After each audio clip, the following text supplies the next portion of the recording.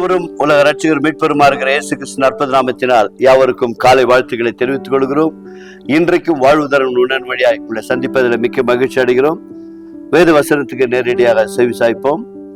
2 கொரிந்தியர் 10ஆம் அதிகாரத்துல 10வது வசனத்திலிருந்து 13 முடிய இறைப்பகுதிகளை வாசிக்க கேட்போம். அவனுடைய நிருபங்கள் பார யோசனையும் பலமுள்ளவைகள், சரீரத்தின் தோற்றமோ பலவீனமும், வசனம் அற்பமாய் இருக்கிறார்களே. அப்படி சொல்லுகிறவன் நாங்கள் தூரத்தில் இருக்கும்போது எழுதுகிற நிருபங்களால் வசனத்தில் எப்படிப்பட்டவர்களாய் இருக்கிறோமோ அப்படிப்பட்டவர்களாகவே சமீபத்தில் இருக்கும் போதும் கிரிகளினாலே இருப்போம் என்று சிந்திக்க கடவன். ஆகிலும் தங்களை தாங்களே மெச்சிக்கொள்ளுகிற சிலருக்கு நாங்கள் எங்களை சரியாக்கவும் ஒப்பிடவும் துணிய மாட்டோம்.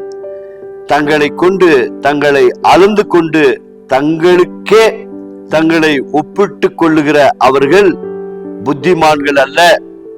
நாங்கள் அளவுக்கு மிஞ்சி மேன்மை பாராட்டாமல் உங்களிடம் வரைக்கும் வந்ததெட்டத்தக்கதாக தேவன் எங்களுக்கு அளந்த பகிர்ந்த அளவு பிரமாணத்தின்படியே மேன்மை பாராட்டுகிறோம். செபிப்போமாக.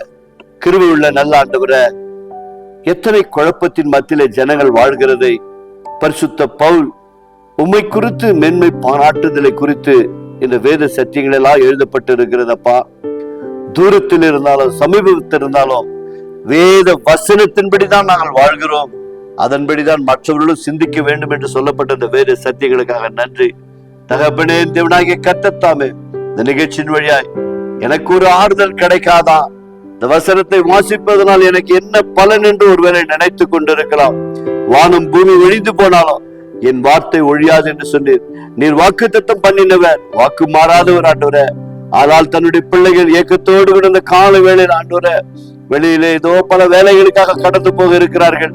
பெண் பார்க்க போக இருக்கிறார்கள், வரன் தேட போக இருக்கிறார்கள், பிள்ளைக்கு நல்ல பிரசவம் நடக்க வேண்டும் என்று போக இருக்கிறார்கள். அப்பா, இவர்கள் எல்லாருடைய இதயங்கள் வாழ்த்துதலை கர்த்தர் நிறைவேற்றுவீராக.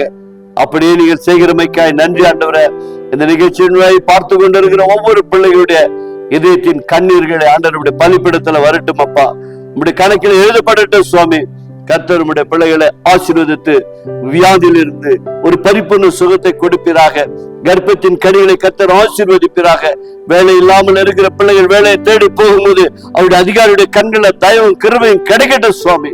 வியாபாரத்திலே நஷ்டப்பட்டு போயிருந்தால் என் தேவனுடைய கரம் இறங்கி வந்து உம்முடைய பிள்ளைகளை உயர்த்தி காட்டும்படியா செபிக்கிறோம். மற்றவர்களுக்கு உம்மை நம்புகிற பிள்ளைகளுக்கு ஒரு வித்தியாசத்தை காணும்படி கர்த்தர் ஆசீர்வதிப்பீராக. மகிமை நீர் எடுத்துக்கொள்ளும். ஆசீர்வாதத்தால் நிரப்பும். இயேசுவின் நாமத்தினால் பிதாவே, ஆமென். God bless you. கர்த்தர் உங்களை ஆசீர்வதிப்பாராக.